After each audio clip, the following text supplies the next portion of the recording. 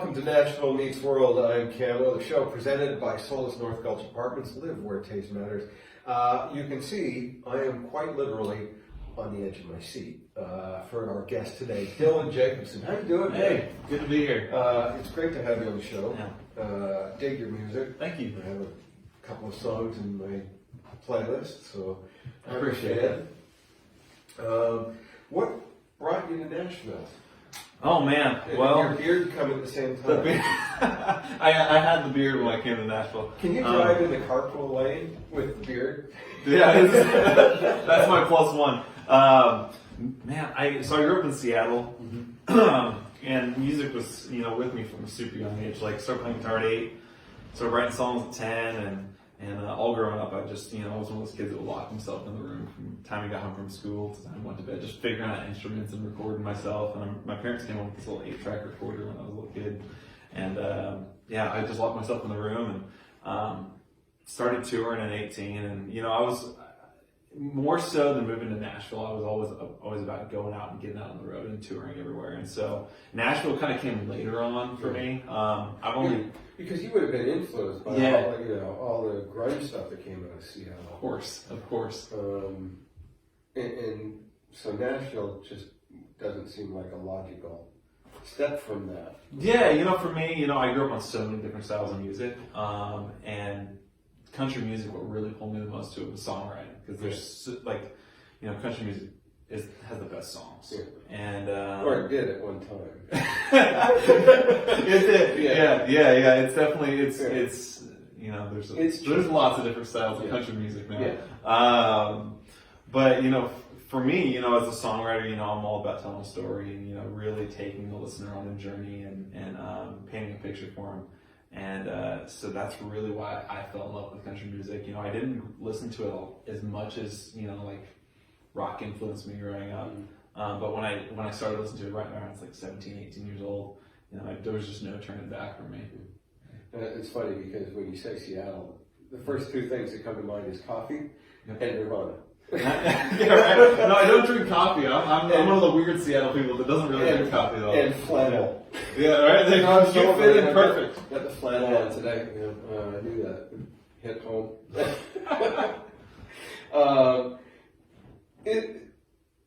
I'm discovering that the Pacific Northwest is becoming really strong for country music. There's some great bands between Seattle and Portland, places like that that aren't necessarily when you think country music. Oh well, Portland, Oregon, or Seattle, Washington.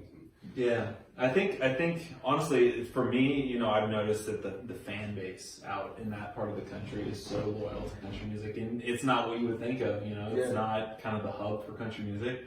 But when acts go out there and they tour, how you have to go way out of your way, the drives get way longer. Getting out to that. Yeah, you're almost in Canada. And so when people do go out and tour, the tours happen a lot less frequently out there than they do, right in the Midwest and stuff. Yeah. So when people do get out there, it's guaranteed you're going to have a good crowd. There's a band from Oregon called Brewers Grade Band that are breaking out as well. Okay. And it's the same thing. It's like, not that country doesn't happen in those areas, but it doesn't get the headlines. In the South, you get all the southern states that get the headlines. Yes. And California, to a certain extent, there's a lot of great bands now coming out of California. But you just never, Seattle, anywhere in the Pacific Northwest just doesn't jump out as, hotbed of country music. Yeah. But the fans up there are the same way with all different genres of music. They're incredibly loyal, and that seems to come, like from you said, because touring is not just hopping, driving an hour down the road to another city. It's like 10 hours. When you play a show, hop in the van, get on the road, do an overnight drive, and you end up in a completely different place. Yeah, the closest city. Yeah, right. Yeah, it's like Seattle to San Francisco. Yeah, Canadian bands always have that issue because it's great when you're traveling the East Coast. You can do Halifax, Moncton, Quebec, Montreal, then Ottawa, Toronto, and you're never more than about an hour or two between those cities, or 3 hours. And then you get Hamilton, and then like the next stop is Sault Ste. Marie, and it's way up, near the Manitoba border, and then you get Winnipeg, and then you have to drop all the way back down to Saskatoon, and it's just, there's nothing. That's touring, man. That's touring in a nutshell, right there. Once you get past like Hamilton, you've got nothing but minimum 10-hour drives to get anywhere. That's got to be grueling, and filling that time in a van. It is. It's exhausting. You never realize how exhausting, just sitting in a car can be, until you actually, you get out there and you sit in the car all day and you're like, man, I'm tired. I've just been sitting all day. I hate driving. I hate being.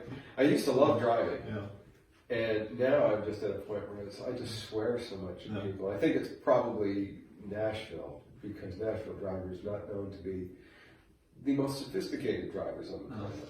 Yeah, and there's way too much traffic here. Yeah. It's getting worse. So everybody who's planning on coming out here, just don't. Yeah. Stay away. Yeah, go home. We're full. There's not room for you. Yeah, that's right. Just the once weekend. Well, we just our beautiful Amy Westney that does our camera work here. She's just been approved for her green card. Well, you've got your meeting for your green card.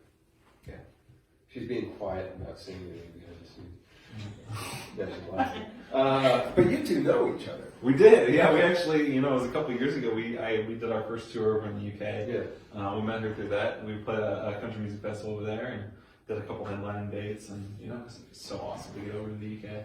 How do you find the UK audiences compared to what you're used to playing here in the US?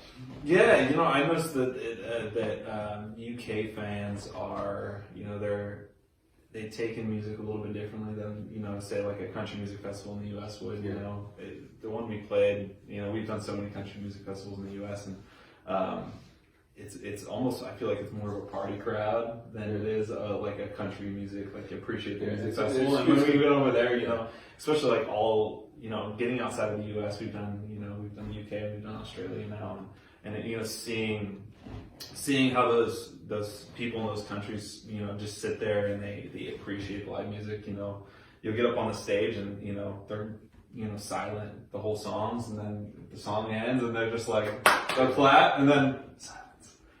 It's like, all right, and they know every song. They know every song. It's not just the UK and Australia. It's European. It's a different way of consuming. And Ireland is an entirely different thing too. It's polite clapping. Yeah. Thank you very much. Yeah. It's super cool though. I love it. How did Australia strike you? I love that place. It's like, beautiful. It's like playing Folsom Prison. The joke is all the Aussies are convicts or descending. So I always have to make a joke because I'm on the radio in Australia, so we're just kidding about convicts. And Marmite still is better than Vegemite. I can never have a spoonful of that ever again. Really? No, there's a hate it crowd. Yeah, no, it does not taste good. I had it on a spoonful, and when I also had it on bread, I couldn't do it either way. I think the hardest thing was I put the spoonful in my mouth first. Yeah. I was just like, I'm gonna go for it, and then when I put it on bread after that, I couldn't even. The taste was just ruined. I love it. Peanut butter and Marmite sandwiches are amazing. Okay. I've never had Marmite. Is that different than Vegemite? It's much better than Vegemite. Okay. It's roughly the same thing, but Marmite is so much more better. Okay. More better? So much better? It's very... Is it still pretty salty? Because I remember it tasting kind of like a soy sauce. To me, it's like if you drink Guinness, it's like the sludge that you would pull out of the bottom of a Guinness tank. That's what it tastes like. Sounds appetizing. But it's real. And that's essentially where it got its start. It's a byproduct of the brewing process. Really? Because it's yeast. Okay. So it was all the stuff that would settle to the bottom, and somebody had the bright idea to spread it on a cracker. Huh. And it's magic. Learned something new. So where did you play in Australia? We went over there for a festival in Tamworth. And then we did a couple headlining dates. We were up in Brisbane and Sydney and Melbourne. Tamworth Festival is amazing. Yeah, super cool festival. Small town, but for 10 days it's like Nashville. That was wild. Yeah. I didn't realize that they had a country music capital over there. It is. And it's Nashville's sister city, and I'm on the radio there. To all our Tamworth listeners. Yeah, it's a blast. I haven't been to it, but they keep telling me I have to come down and cover it. That's fun. Yeah. Yeah. Do you like getting out of the country on a regular basis as an artist? I do. I've always been about, getting out and seeing the world. For me, like when I graduated high school at 18, I was like, I want to get out and I want to see America. And so I remember I booked my first tour like literally that same summer. Because me and four of my best buddies at the time, and drove down the West Coast, playing shows everywhere we could, and I fell in love, and I haven't stopped touring ever since I graduated high school. Like, was that 8.5 years ago? Yeah, so, that's amazing. Some people just hate the touring process and see it as a necessity, but they would rather be in the studio and creating the music. But there are others like you that just, you live for the road. I live and breathe for the live show. That's always been, people ask me like what my goal is like a year down the road. I want to be selling out, 1,000 cap rooms across America and playing these clubs and, showing up in these cities, and, people come out and just want to hear the show. And, I'm all about, putting on a great crowd interactive live show for a 75-minute set, night after night. So. Do you, when you're performing live, is it assuming a different character? Is the character that you put on stage different than you or an extension of you? I'd say it's an extension of me. I try to get a little bit more rowdy when I'm on stage. I'm pretty laid back in real life, but when I step on that stage, I want to be full of energy. I want to have the time of my life, and get up there and let that energy convey to the crowd. They'll feed energy to me, and it goes both ways. So. Have you ever been on stage and just don't have anything left? Oh man, of course. I think we all have those shows, but sometimes you just gotta power through, and I feel like a lot of that energy, works both ways. If the crowd's really giving you a great response, I don't think that's ever been the case. So it's really, there's some shows that are harder than others, and the more you get out on the road, especially when you're a new act, you're gonna have those shows. And when it's a new act, you have to work it because you're playing to a lot of people who may never have heard your stuff before. Oh, of course. That's the way it is for years and years and years of grinding down the road. So you can't go in riding on a name. You have to go in and be huge. You have to go in and just, wow them at night after night. You can't just be another act that, they enjoy, but are they going to remember you? 3 months down the road, they're still going to be listening to music. You have to go in there and just give your all. Every night has to be go big or go home. Absolutely. Yeah. That's your one, you only get one opportunity for a first impression in front of all these people. So, I'm all about, giving it your all. Yeah. So tell us about your music. Yeah. So people can get a sense of what you're bringing to the table. Yeah, for me, we just put out this new record, I Am. It came out earlier this year. And I think this whole record is about getting to know Dylan Jakobsen. I feel like up until this point in time, it was kind of, people were still up in there. Who is Dylan Jakobsen? And I call this record 25 years in the making because I literally went back to my roots and did things the way that I've always done them ever since I was a little kid. But I love seeing a 28-year-old go back to his roots. No, but I'm talking. I know, right? 26. Oh, 26. 26. I did the wrong math. 18 and 8. Yeah. Dumbass. But no, ever since I was 11 years old, my parents brought home this little 8-track recorder, and I'd sit there and I would figure out how to play different instruments and just put them in songs.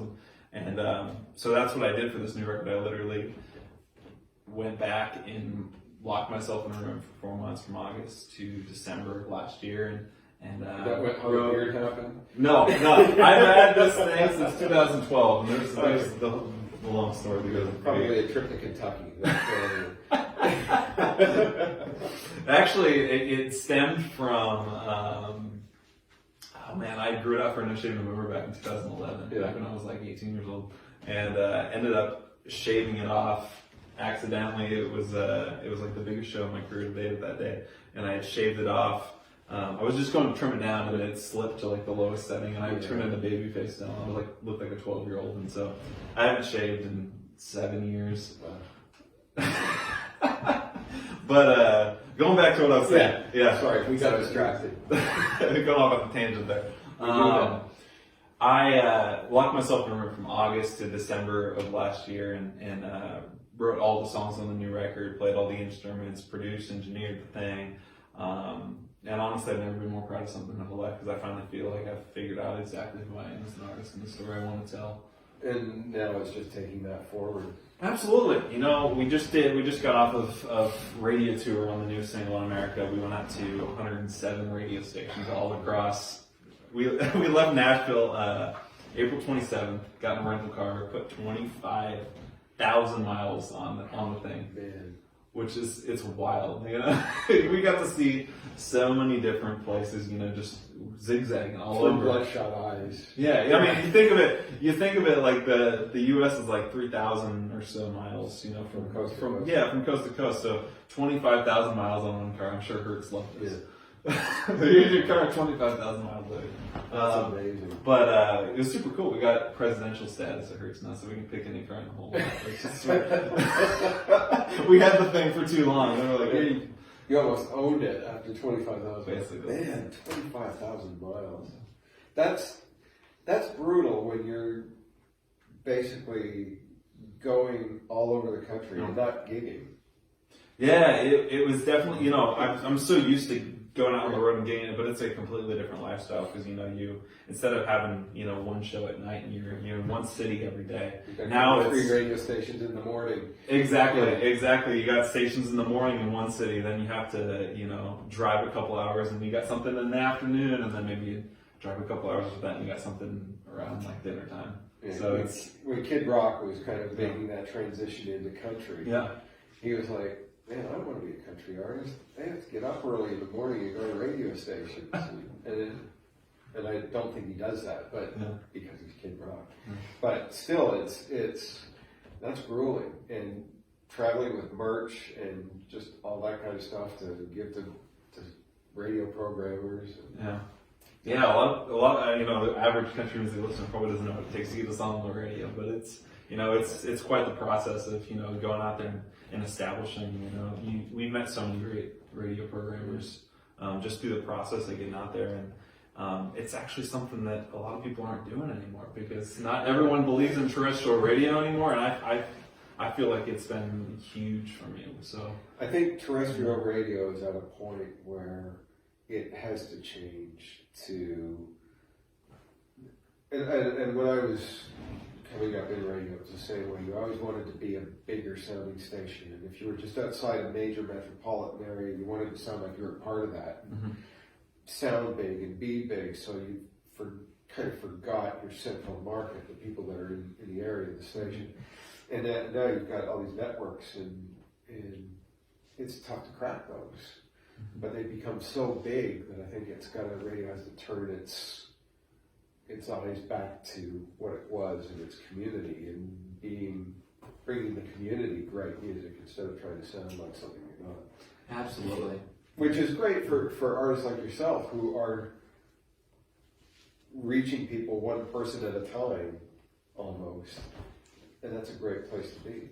It is, yeah. There's so many great programmers that I feel like we've, you know, met through the process, and so many great people. Some of them have been at the stations for so long too.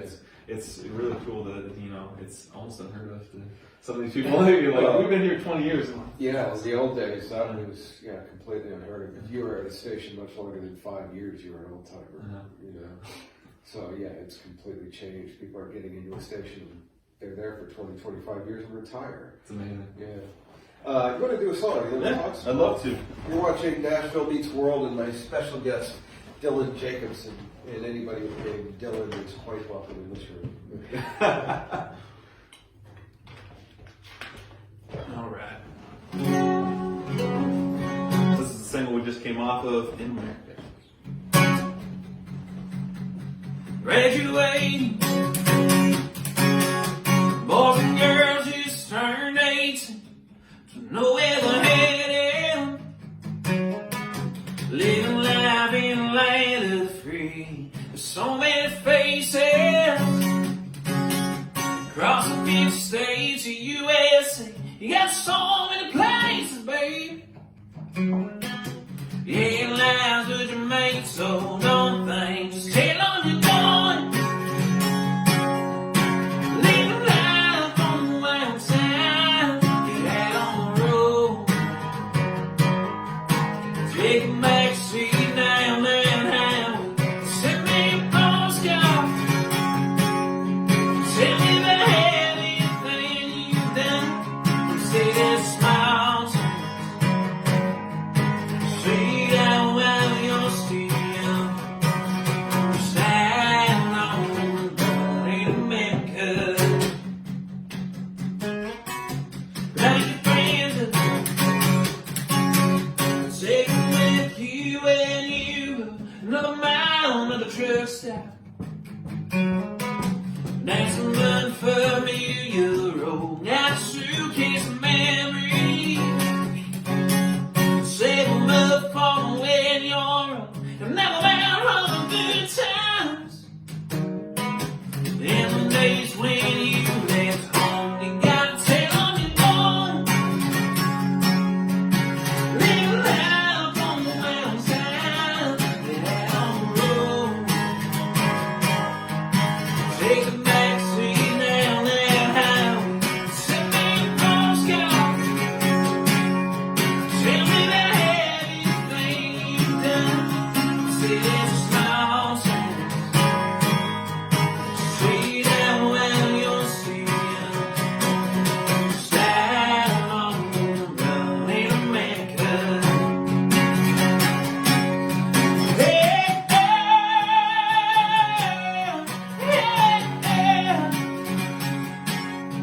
Hey,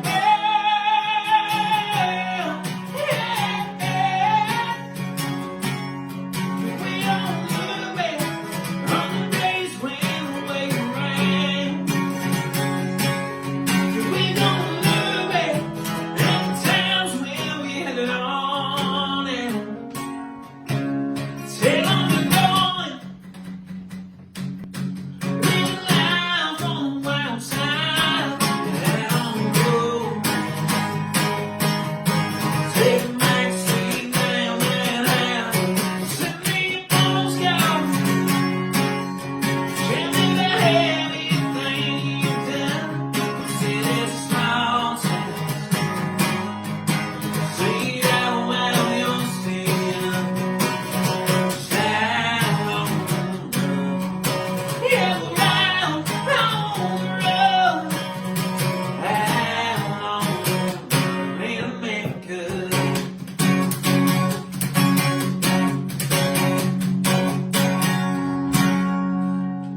Great song.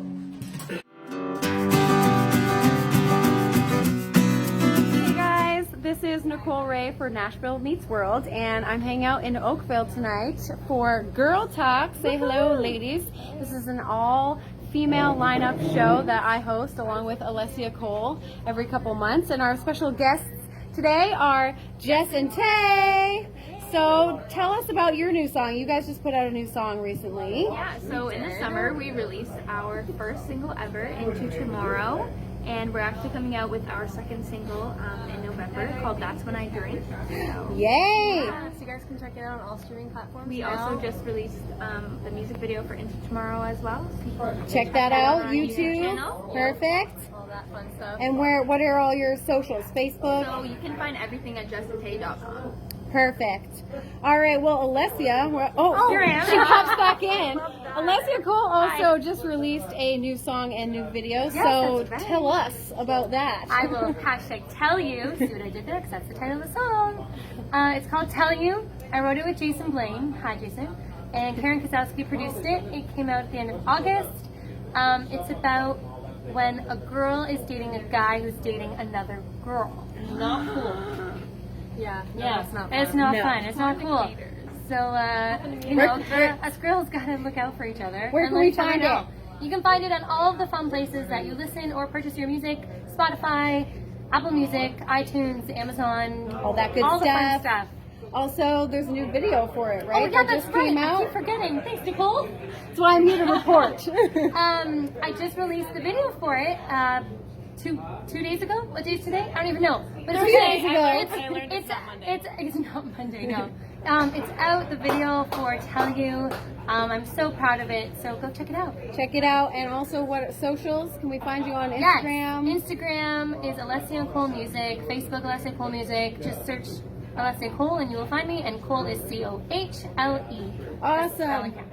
Yes, it does. Well, thanks, ladies, and we're super excited for our Girl Talk show tonight. And our next one is December 18th. So if you're in the Oakville area, come join us for our next show.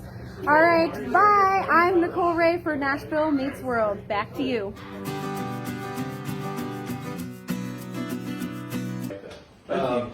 Who was the first artist you heard on the radio that made you say, I want to do that? Oh man, that's tough. No easy questions here. Yeah, no, it brings me, so far back. 'Cause, gosh, as a kid, my dad is he's been a police officer in Seattle for over 30 years now, and so he grew up actually working for a lot of the Seattle bands, bodyguarding and doing security for them, and so I was exposed to a lot of acts like Pearl Jam and stuff at a young age, and getting exposed to Pearl Jam, I'd say it was a huge one for me. But I'd say, more so in the lane of what I'm, really influenced by now, acts like Bruce Springsteen, acts like Tom Petty, a huge one for me, John Mellencamp. Yeah, because your stuff has a very heartland rock feel to it. Thank you. That's a huge compliment, yeah. And it's kind of a genre that really had a moment in the sun, and it was quite a long moment. Yeah. But that's in the rock world, but now it's more in the country world. People are picking up that heartland rock idea. Yeah, it's and running with it. It's almost like if you were to hear, John Mellencamp or Tom Petty or Bruce Springsteen on the radio now, I feel like they would be more leaning towards, a country radio format. Springsteen's latest album is very much country leading. Yeah. And he's been covered by so many country artists, and Eddie Lou, I think, has covered more Springsteen songs than anyone else. Yeah. And I just love her interpretations of his songs. But it's those are really powerhouse artists to be saying, yeah, this is kind of the torch I'm carrying now. Yeah, but they that's just some of my favorite music, and we always like to. I would like to try to cover their songs too. Actually, on the new record, we did a cover of Tom Petty's "Free Falling" that I've been covering live for the last 8 years. I think we started covering this in 2011, and didn't have a beard back then. That came shortly after, but it became a huge part of our live show. I don't think we've missed a show since. Well, is that, especially going into the studio, it's different on stage when you do a song like that, but when you're going into the studio to cover what is a legendary song, is it always in the back of your mind that people are always going to compare this? Because it's down on vinyl. So it's out there. I think there's always going to be people that compare it, but I think going into a cover, I want to make sure that I'm not doing it exactly the same way. I feel like it needs to have its own little twist on it to where it becomes it's almost takes life of its own as a Dylan Jakobsen song versus just going in and cutting it exactly like how it was originally. Because I feel like if it was like that, it would definitely be compared. To me, all the great covers, it's staying true enough to the original, but adding enough of the artist that it takes on that individualism. Exactly. And then again, there are some songs that just should never, ever, ever be covered, like "Stairway to Heaven." Yeah, that's a song nobody's ever going to do it as good as Zeppelin. So don't try. It's different if you go out and do it live. Live's a different thing. You're in the moment and it's fun, but in the studio, it's really even with Free Falling, it was one of those things where like, you know, I mean, I've been covering it for 7 years, and it was one of those things where I wasn't planning on putting it on the record, and it was like 3 or 4 years ago, people actually started asking, "Are you gonna cut this song?" And I was like, "It's a cover song. It's, you know, it's huge, well known. You know, it's almost one of those like untouchable songs." But people really, you know, were gravitating towards that, and it was like a crowd favorite in our live show. So I was like, all right, we're gonna do something with it on the new record. We actually didn't even put it on, like, you know, it's not on Spotify, it's not on iTunes, it's only on the physical copy of the record, which I'm weird. I still like it. Yeah. Holding something in your hand. I think there's something special. I like it too because I have something to hold up when I'm doing the show. I was like, oh, right, good album. But yeah, see, I never liked vinyl. All my life, I never liked vinyl. But the only thing I liked about it was the liner notes, and I would read all the liner notes, even to who was the assistant engineer.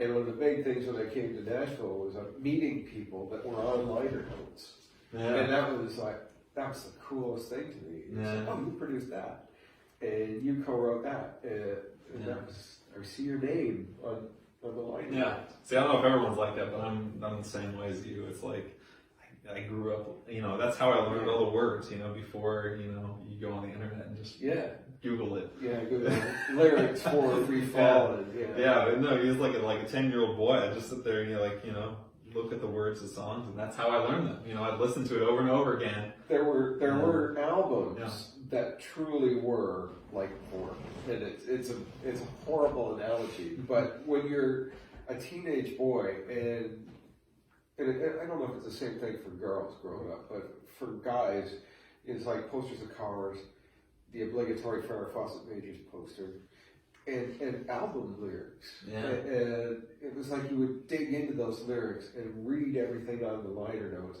to get every nuance of the song you were listening to. And that's gone. Or it's dwindled. It's not gone for me, It'll never die in my heart. I love I love the downloading.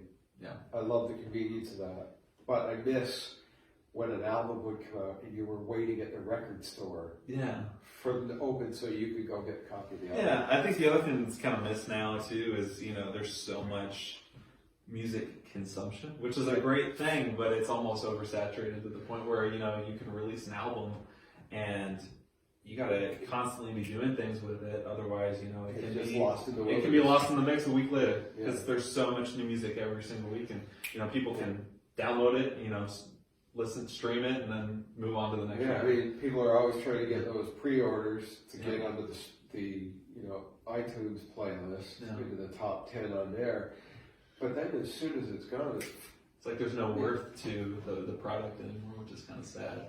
And I don't know if it's the labels that drive that or what is driving that. But it is sad. Do you when you talk about stuff like this, do you lament the way the music business has changed, or do you just put your head down and do what you do in spite of everything going on around you? You know, I feel like I've always done things a little differently than a lot of people. You know, I've never really, you know, a lot of people are pushing the streaming thing. I've never really pushed the streaming thing. I've always, you know, we go out on the live show and we still have, you know, we still have records. We still have CDs that we're selling, and it's still our #1 selling merch item, like at night after night, you know, more so than t-shirts. I feel like we're still selling more CDs. So I don't know if it's, I don't really know what it is about that, but, you know, I think people are, it's still working for me. And so I'm just kind of riding my own lane and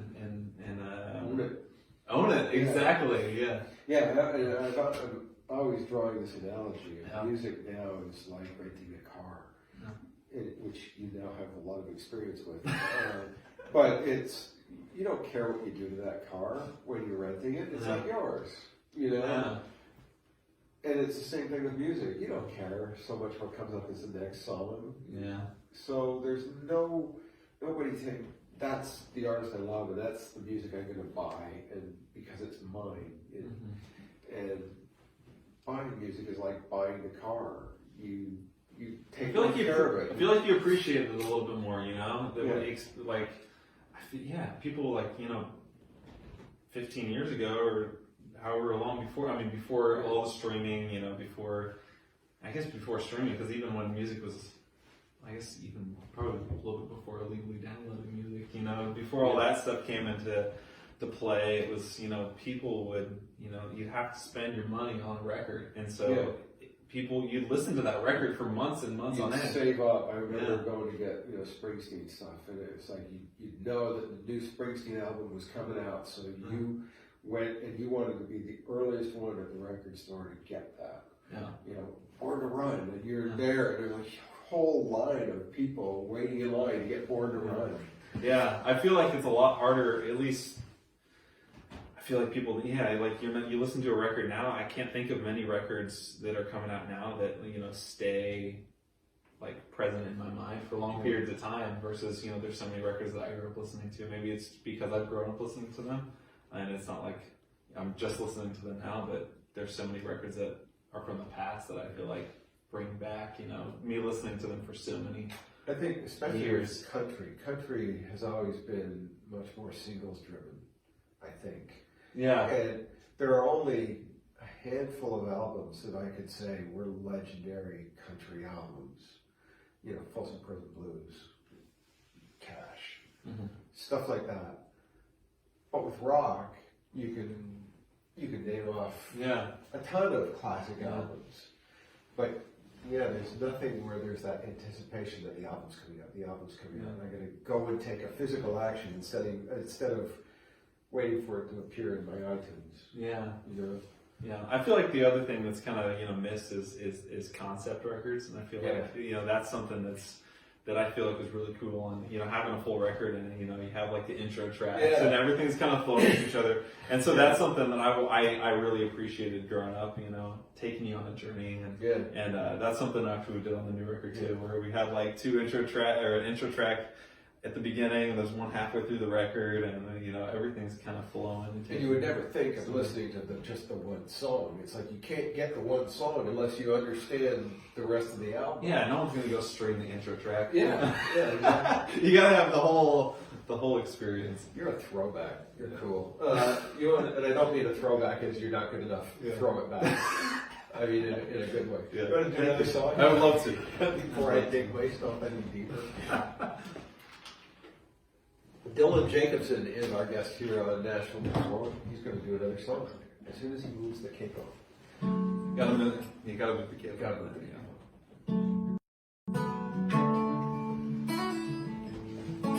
This is a song we just said we're releasing the country radio impacts on November 4th. This one's called I Am.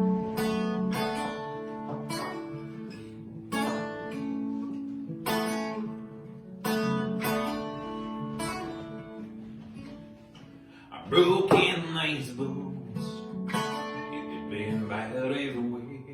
All the phases, awkward stages, between spaces, I've been there. Though I didn't always know what I was doing, just to run down the dream I thought I knew. Hey, learn when you got it on.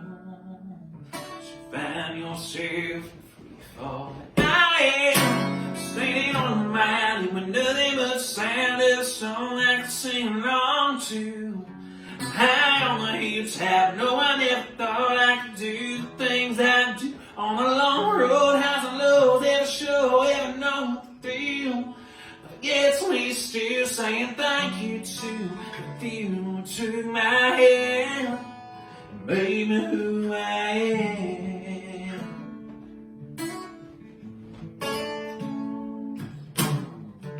No matter where you're from, you're old or young, you can have a business, having none. You gotta learn to love everything, have trust, don't give up the good stuff. Take for granted anything you handed, and give it all back to the one who slow down on the side of the alpine. It's taught me everything I am, standing on the mountain with nothing but the sound of a song I can sing along to. High on the hilltop, no, I never thought I could do the things I do. On the long road, highs and lows, every show, every long feel. gets me still saying thank you to you, to my hand. Maybe who I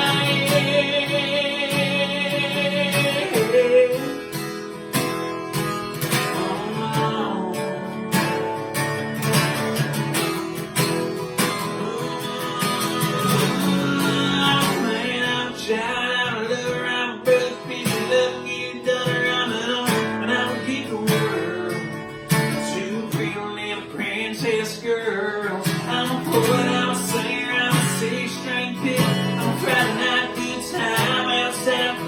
I'm traveling to the time. And if you're wondering if I'm proud, I am. Standing on the mountain, in the middle of the sound of a song I can sing along to. High on the hilltop, no, I never thought I could do the things I do on the long road.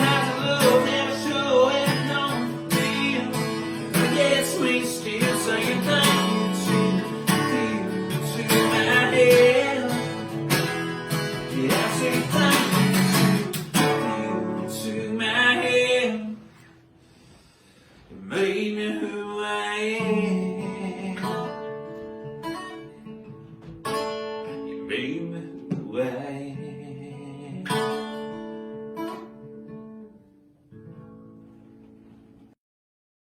Nice song. Oh, the guitar player too. Thank you. So now we're going to play Asked and Answered. This is where our viewers around the world have sent in questions. Okay. You never know what you're going to get here. So, let's reach in, pull it out, and read it for. Let's see what we got here. Ooh, if you could duet with any artist, living or dead, who would it be? And that's from Rav from Scotland. I'd say Tom Petty. I think Tom Petty. Yeah. Can't go wrong with him.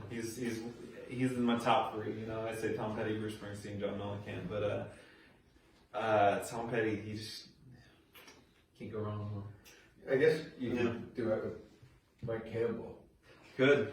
He even talks like Tom Petty. Yeah. Like, it's just funny how they almost became one person. Yeah. And I don't know why they're not out doing Tom Petty stuff. The heartbreak. Yeah. Doing stuff. Maybe they will at some point. I hope so, because I'll tell you, it's timeless stuff. And your music seems to be going in that direction too. So it's Thank you. Final question of the show. You're about to head out on the first Dylan Jakobsen International Stadium Tour, and you're the headliner. Okay. Who opens for you? Ooh.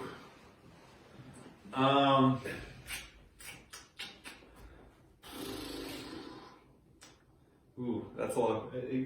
I guess it depends on how big I'm going to be at that point, you know? If you're headlining the stadium tour, you're going to be pretty big. Ooh. Bruce Springsteen? Can Bruce Springsteen open?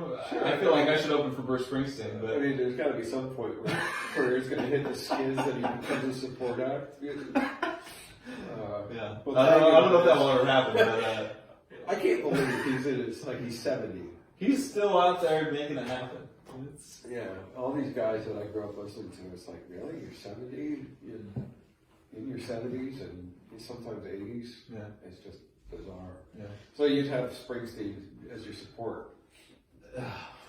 I mean, that's setting the bar pretty high for me. I'd have to live up to that. He'd certainly get the crowd ready for you. I might just go down. He wouldn't be a little able bit. to do his usual 4-hour show. Yeah, I give him 25 minutes. We're going to tag him. You get a 5 Bruce Springsteen. Actually, for him, it's probably like 25 minutes, 2 songs. Yeah, really. Do Rosalita and one more song. We'll tag Bruce in this and see if he picks up on it. Bruce, I'm sorry. You're just my favorite, so. Yeah, he's still. I'll open for you. How about that? All right, that's fair enough. His name is Dylan Jakobsen, and the new song is called I Am. I Am. Go and get it, stream it, call your local radio station, embarrass them into playing it. Please do. Yes. Man, thanks for being on the show. Thank you. It's Appreciate you. a pleasure to have you. Just got to come back again sometime. Yeah, well. But Keep doing what you're doing, man. Thank you. Really like it. Thanks for watching National Meets World. I'm Camo. Catch me every Sunday all across the UK on Chris Country Radio at midday following the Bobby Bones Show, and every Thursday morning at about 9:30 on 88.9 Tamworth FM in Tamworth, New South Wales, Australia, with Jody Crosby and John Wolfe. We'll see you next time. Thanks for watching. On my way.